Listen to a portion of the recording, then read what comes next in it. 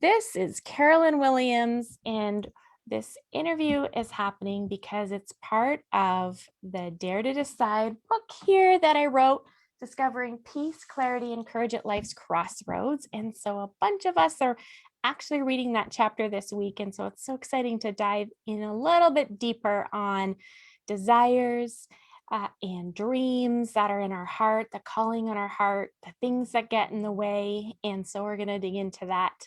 And really, we're going to talk about following our intuition, even when people don't agree, when life is messy, when we're stepping into an unknown, all of those things. And so that's our conversation today.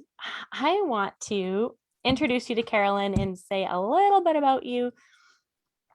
Let's see, I'm going to pull this up here. So Carolyn Williams, if you don't know, you just Google Carolyn Williams yoga and you'll see all kinds of YouTube videos come up.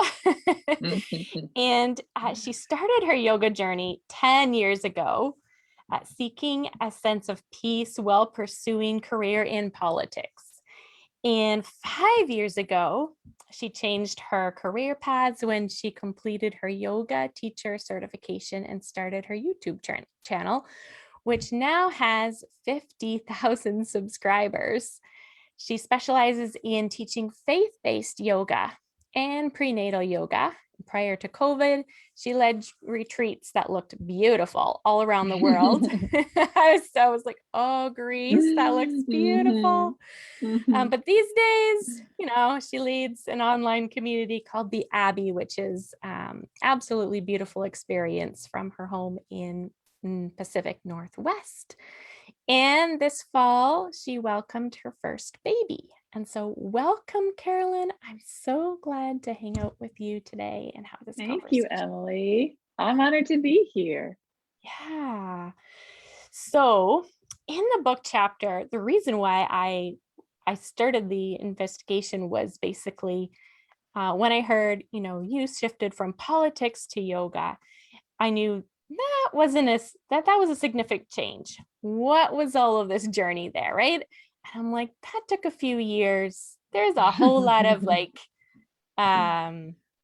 there's the social media snapshots that can be however we interpret them to be.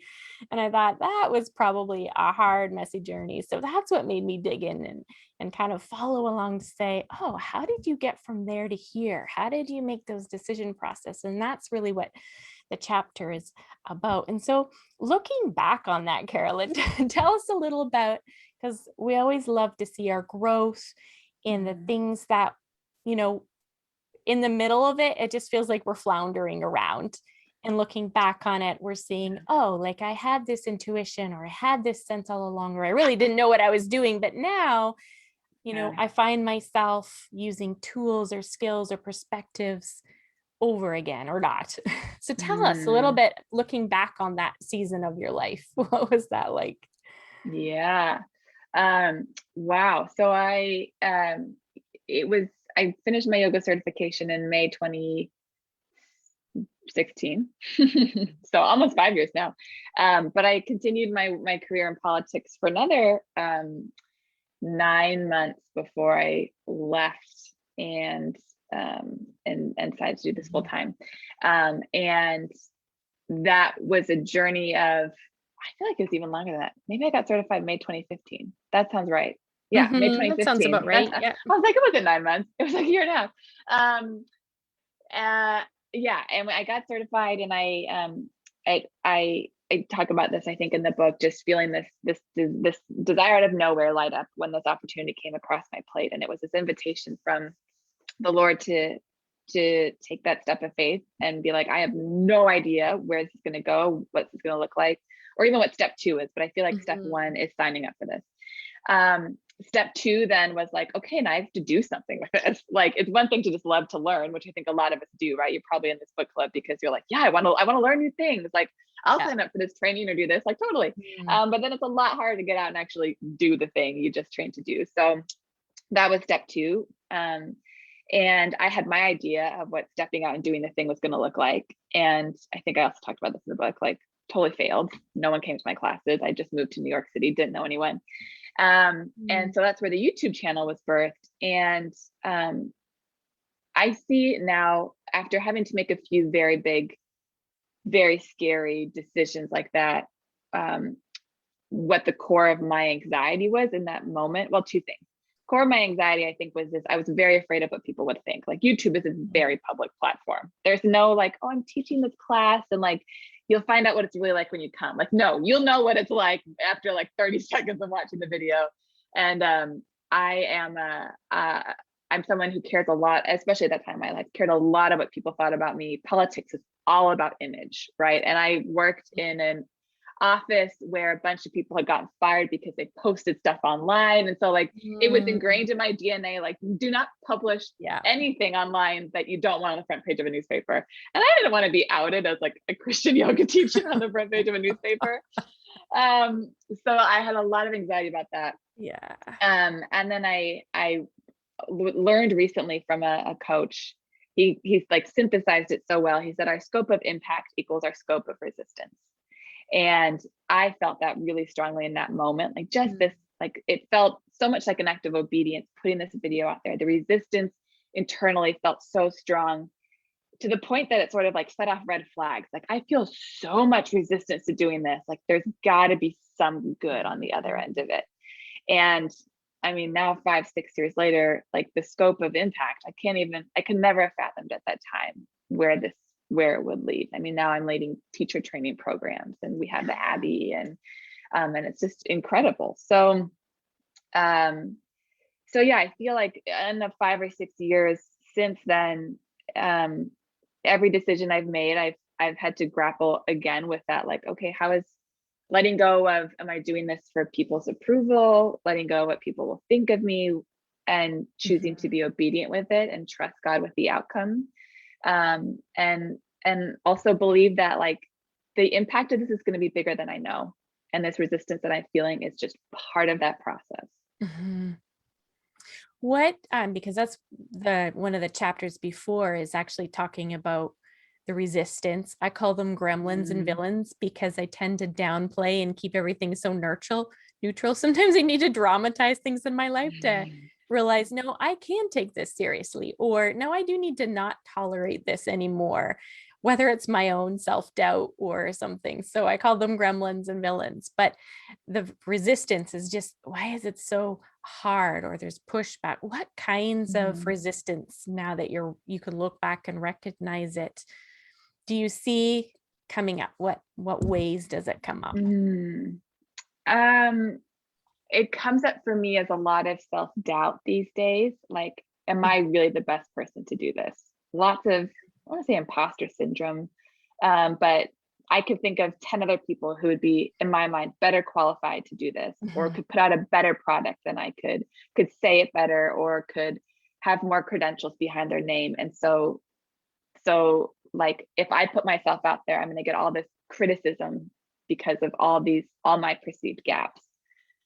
And that never happens, right? Like, I tell my students all the time who go through our teacher training program, like, look, I'm not training you to be me. The world doesn't need more me, because there are people out there who aren't going to connect with me. Like, they need your voice. They need your perspective. They need your offering, because what you have to give the world is unique. And there are people out there who will connect with it in a way that they would never connect with me.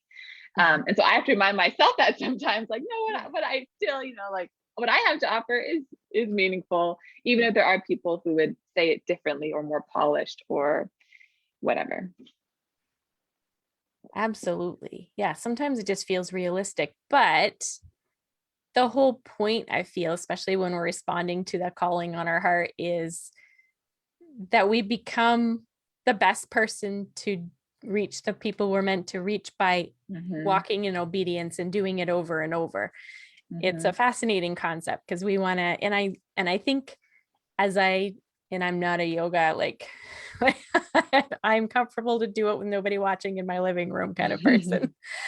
But the whole idea of yoga and what fascinated you at the beginning of your teacher journey is the whole idea of you're practicing imperfection. It's not about I'm mastering this. You do this to master the pose, and it's all show. It's a whole, actually every day your body's changing. Every day you're fighting, an external movement is reflecting or challenging an internal self-talk or conversation or viewpoint.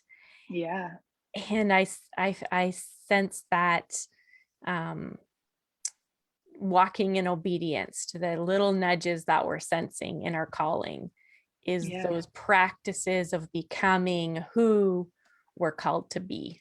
And it Yeah. happens on the way. And I love that. Mhm. On the way to becoming, a more qualified person, we're already making impact in ways we Mhm. never imagined. Mhm. That's so good. Yeah. People Yeah. say to me all the time, like, oh, well, I can't, we're launching a teacher training program right now. So I'm getting a lot of questions like this. Like, I shouldn't do this training program because I'm a beginner. I can't do these things. And to me, that's like, oh, I can't go to the kitchen and make a sandwich because I'm not a trained chef. Like, no, like the more sandwiches you make, the better at making sandwiches you're going to be. But don't let the fact that you're not a trained chef keep you from following your desire to go make a sandwich. And absolutely, we call it a yoga practice, not a yoga perfect. Like, it's never something you master or achieve. And I think the gift in my life of yoga has been continuing to show up and sit in the uncomfortable places of this pose I don't like, of this stretch that feels hard, of the wobbling. Can I, in the midst of all of that, find center, find presence, find my breath, find a sense of calm and peace? And then if I practice it, the more I practice that on my mat, the easier it gets to do that and off my mat. Yeah, absolutely.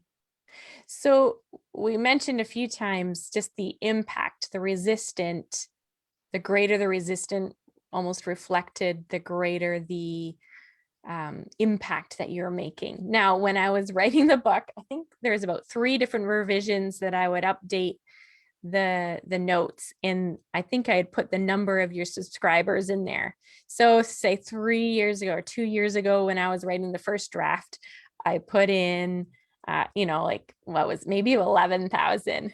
And then it was the next year I was like, oh, it's like 18,000. And all of a sudden when we were ready to do the interview, and I'm like, 50,000. Wow. So what, to me, that represents a hunger for something in what you are called to do, and the message in what you're offering. So talk about that. What's the hunger that's behind some of those numbers there that you're seeing in your interactions? People are, in my experience, looking for a connection with God that goes beyond the same things they've been doing maybe their whole lives, or goes beyond their head and is embodied. And embodied is kind of a sticky word. Like, we use it a lot today, but what does it really mean? But I think a lot of the people that I hear from who practice my videos have been sort of going through the motions of faith for a long time. And at one point that faith felt tangible and close. And then over time, it's sort of fallen away, and there's this distance that kind of settles in. And I think in the Western American church especially, we're really good at using our heads to think about faith and our emotions to feel it in a worship setting, but then to walk it out and know it, not just feel it, but know it in our spirits, Monday through Saturday, is a lot harder. And we put these sort of qualifications around what reconnecting with God looks like, and we make it like, I have to sit down in my Bible, I have to sit down and pray. But for a lot of us, that feels really intimidating and hard, because you sit down to pray and it just feels awkward, or you sit down to read your Bible and it's confusing, you don't know where to start. And not that any of those practices are bad or you shouldn't do them, but I think they both miss this key component, which is like, we are human beings in human bodies. Like, Jesus put on a human body. And so we have to incorporate our physical bodies into our relationship with the Lord. And it doesn't have to be yoga, right? Like, people find it running, they find it dancing, they find it walking, but I think when we remember the fact that, oh, God isn't someone who's out there that we have to invite to come here. God is here. These bodies are described as the dwelling place of God. So when I remember that, the intimacy that I longed for feels much closer than something I have to like work away at to find. So that's what I hear from people. And I think there's this Yeah. longing again for that closeness, that feeling of presence. And I've in the years that I've been teaching, more and more feel convicted that my job is just to help make space for you to remember that connection, and God does all the work. And the more that we can remember that our bodies are the vehicle for that, the better we are. And you just described totally what drew me to it, because it was probably within my first year of motherhood. And after a whole season of working in a church, of being a good Christian girl my whole life. And so I'd known the scriptures, and it just felt rote. It felt so that part of me just felt stale, and I wanted to feel hunger again, or parts of me felt locked up, and other parts was just and I think a lot of us in the last year can relate. We were used to doing things a certain way. We were used to doing life a certain way, relating to God a certain way, doing community in a certain way, showing up for our work or our sense of calling in a certain way. And then the last year that's changed. And say 5 years ago, when I was discovering that, realizing mom brain and interruptions at any second, or I just couldn't sit down and read. So I leaned into more audible, and plus I couldn't just go leave the house for a quick walk, and it wasn't motivating. I'm like, what's the point of getting ready, because 5 things are going to happen before we get out the door, and then I'm going to miss my window, and all of these things to say, how do I move my body? How do I get used to this new body as a mom? But also be present when, focus seemed harder, all of these things.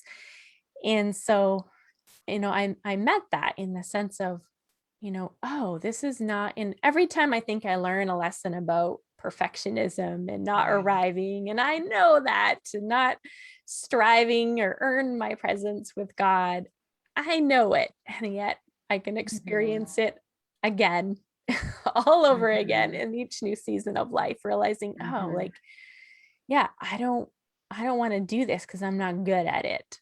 I'm not good at it because I feel, awkward, that other people seem to do it more with ease than I do. And it's just at home in my living room, but it would bring up these feelings of inadequacy. And I'm like, oh, this is the exact thing that God wants me to bring to him. This is the exact thing that, in these areas of life, I need to bring to God, because I'm not supposed to just be pretending, okay, God, you told me to do this. Okay. I'm, because you told me I've got it all together and I could do it, just revealed all of those things. And they're not, we've somehow convinced ourselves that we can just like put everything in our box, and it doesn't all, we're not all one container. But there's this brilliant book by Bessel van der Kolk called The Body Keeps the Score. And it literally is, like the perfectionism that you think just exists in your head, it exists in our bodies too. And I think when we can incorporate both of them in our journey towards greater wholeness, the much farther we'll get more quickly than like just trying to work it, with our intellectual minds. Yeah, totally. And it's even figuring that out is something you have to experience. You can't just know, oh, I can't figure this out with my mind. I have to experience, right? There's this whole paradox that goes on with that. You put up a post recently that I'm like, oh, that's so perfect. I don't know if it was your one in the last 1 or 2 or 3 you put up, talking about desires. So the wrestling with my present circumstance, and what I really want is this. I want to achieve or do. I wish life could be this way. And what you ended up doing was saying, I'm just going to sit here with the weightiness of this desire and see what it is that I really want. Tell me a bit more of that story, because it falls in line so deeply with the message of the Dare to Decide book, in that we think we know what we want and there is a calling in our heart, but often we don't peel back a layer to say, what is it? What's the desire behind the desire? And when that is filled, then we are more filled, more equipped to do what we're to face the unknown, to make our decisions, to step out. So tell me a little bit about that story. Yeah. It was a yoga class I was taking, and the teacher started class and she asked us three things. What do you want? Why do you want it? What are you going to do to get it? And then gave us like a couple minutes to sit and think about it. And I was like, this was like, mind you, like my first yoga class back after having a baby. I mean, I really haven't done yoga on like the last year, like being pregnant, and not the kind of yoga that I was used to doing. So it was like my first class back. I'm still trying to, like you said, figure out this new body. I was like, what do I want? I want a nap. I want a vacation. I want like to understand what this new life is. I don't know what I want. But it felt, it was a heavy, it's a profound question, that none of those are bad answers to it. Cause yeah, in those moments I wanted all those things, and I could give you a reason why I wanted them. But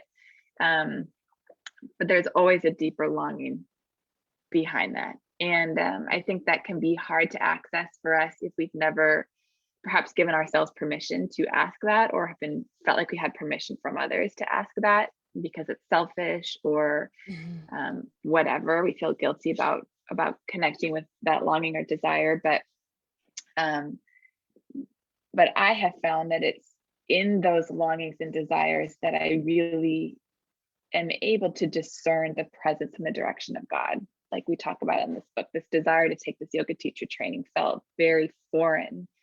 But I believe that the Lord gives us the desires of our heart. And so we can trust that, and we can text them, right? Like if it turns out that's not where God wants us to go, he's really good at shutting doors. So like take that step, go after that desire.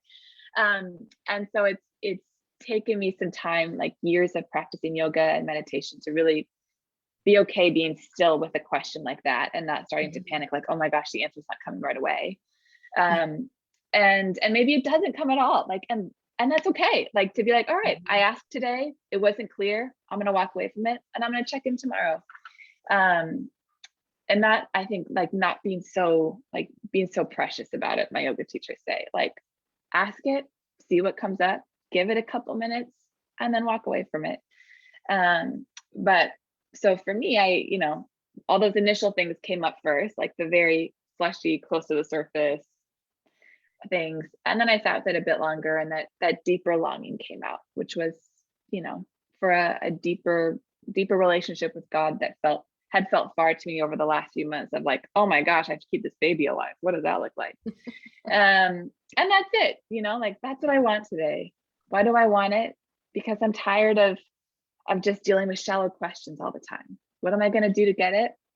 When I have 5 minutes, I'm not going to scroll my phone. I'm going to sit and journal for 5 minutes, or like read this devotional, whatever it is, and let that be it. I think sometimes we ask ourselves questions like that, and we're like, wow, I need to like go away for a weekend and think about these things. And sometimes you might have to, but that may not be realistic. So like, can you take 3 to 5 minutes every day, check in with yourself, check in with the Lord, and just see what starts to develop as you ask those questions.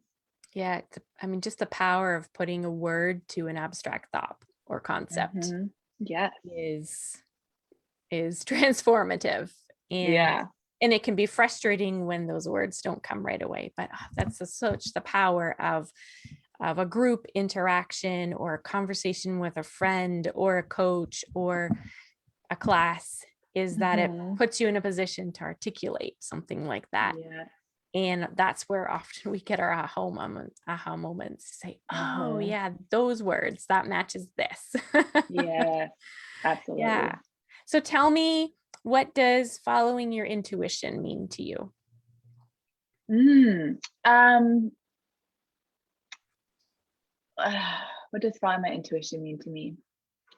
To me, it means believing that God is good and sovereign and kind enough to be my bumpers, like in a bowling lane. And as I continue to seek the Lord in the ways that he's calling me to in this season, right? Like in this season, seeking the Lord does not look like spending 2 hours in Bible study every day. It doesn't look like going to church Sunday mornings, because we can, right? But there are things that the Lord is inviting me to to draw near to him in this season. And as I'm obedient to that, as I continue to say, like, God, your will, believing that like he works all things together for my good, for his glory, then I don't have to fear those desires that come up, even if they feel like they don't make sense or I don't have a plan attached to them. Last year, well, probably a year and a half ago now, just before COVID was a thing, I felt this desire to leave New York City, which was where we lived. It's like the place I feel at home in the world. It's my favorite place ever. But I like, God spoke to me to leave New York. And I was at church on Sunday. I talked to Brian about it, and we're like, well, we've got a few months before our lease is up to think about it and pray about it. So I was, at church, like surrendering it to God, being like, God, this decision is yours. Like, just tell us what you want me to do. And he said, I felt so clearly, like, the peace that you feel about this decision is the peace that I gave you. So if you want to keep like worrying about it and asking me about it for the next few months, you can, but like, trust the peace that I give you. And that was a really profound lesson for me. Like, sometimes we hear God speak, like in audible words, and sometimes it's that feeling of peace that comes with a longing or a desire that doesn't quite make sense. And so when I say trusting my intuition, I think we think it happens in a really flippant way. It has a reputation perhaps of being flaky or flighty or impulsive. And then in my experience, it isn't. God is really good. Like, as we take that step forward to meet us and to continue opening doors or to continue closing them. In my experience, when we take that first step, like the next 10 doors open really quickly and we get to walk through it, but it's never a surprise or quick to God. Like, God's always been working behind the scenes for this. It's just us that need to get on board with it. Yep. Absolutely. All right. So all right, the baby's back from the walk, and her favorite game is throwing things on the floor right now. So that's what you're in the background. Love it. Yep, the pickup 54. Yep. All good. Tell us if someone is at a crossroads in their life and trying to discern the next direction for their life or a shift that needs to happen. What would be the core that you'd want to say to them?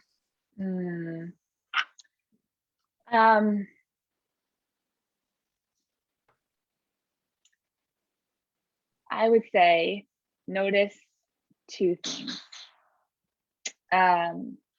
One, notice the burning bushes. Ruth Haley Barton writes about this in her book, Strengthening the Soul of Your Leadership, which is a brilliant book. It's about Moses and his calling and stepping into leadership. And she writes about, she points out that in the story of Moses and the burning bush, it says that when the Lord saw that Moses turned to look at the bush, then the Lord spoke. And so I think we were like, God, just speak, just tell me, just make it really clear. And God's like, I have a burning bush over here. Like, just turn and look at it, and then I'll speak. So burning bush, intuition, desire, longing, we've used a few different words, but there is something that is a light in your life, something that is uncommon, that doesn't make sense. And rather than ignoring it or writing it off or asking 10 other people what they think about it, turn and look at it and listen for the Lord to speak. And then I always like to say, just take the first step and trust that if it's meant to be, the Lord will give you peace about it and give you provision for it. And if it's not, then it's not. Like, really, what's the worst that could happen was a very freeing question for me as I was starting it out, and I was so afraid of failing. And I was like, well, the worst that could happen is I put this out there and no one buys it. Or I like put this deposit down on this retreat venue and no one signs up and I lose a couple $1,000.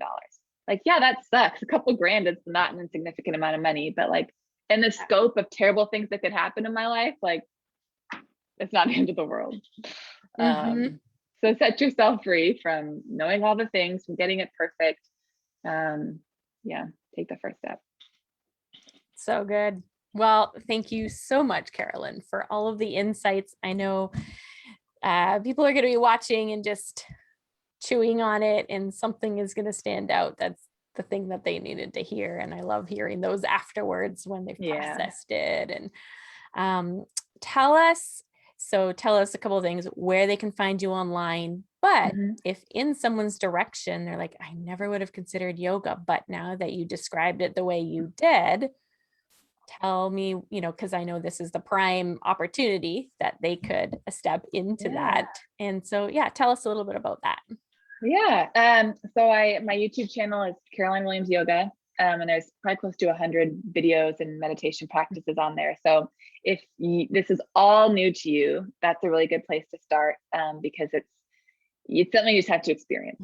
And even if you're like, I still don't know if yoga's for me, or like Christian yoga's for me, like there's 10-minute videos on there. So give it a try, see what you think. If you're like, this is what I've been looking for, then there's a couple ways you can join us. The Abbey is our online yoga sanctuary. We've got hundreds of videos there too. And the website for that is theyogaabby.com, ABBEY. Or find me on Instagram at Caroline W Yoga. We are launching our second 200-hour teacher training program right now. So we start May 14th in a month. And so if you've been doing yoga for a while and you're like, oh, I'd like never thought about being a yoga teacher, check it out. Even if you never teach, like just the personal development over the 4 months of being poured into, and it's a really beautiful container that I feel like we don't get very often in life. So if you love movement and you want to do some deep study on yoga, on the Bible, on leadership and stuff like that, definitely look into that. Yeah, so good. Carolyn, thank you so much for everything that you've shared, for sharing your story in the book, and just for being you and following your own leading, because I know when in it, and that's what I would love everyone here, if you're watching, to take away, is when you step out in the messiness, in the unknown, with those nudges, you are going to be inspiring someone else to do the same down the road, that none of us could have done that. And that is what makes my heart sing, because the world needs all of us to be doing that desperately. And so, don't hold back just because of fear, but know that as you step forward, even in the messiness, even with the people that don't understand, there's going to be someone who's going to take their step of obedience because your action inspired them to. And you might not ever know it. You might not know it till years later, or you just might be walking alongside them in it. But so important. So thank you. Have a great day. Thank you. And in the comments, let us know favorite quote, or what grabbed you the most that you're going to chew on today. Let us know. Thanks, Emily. You're welcome.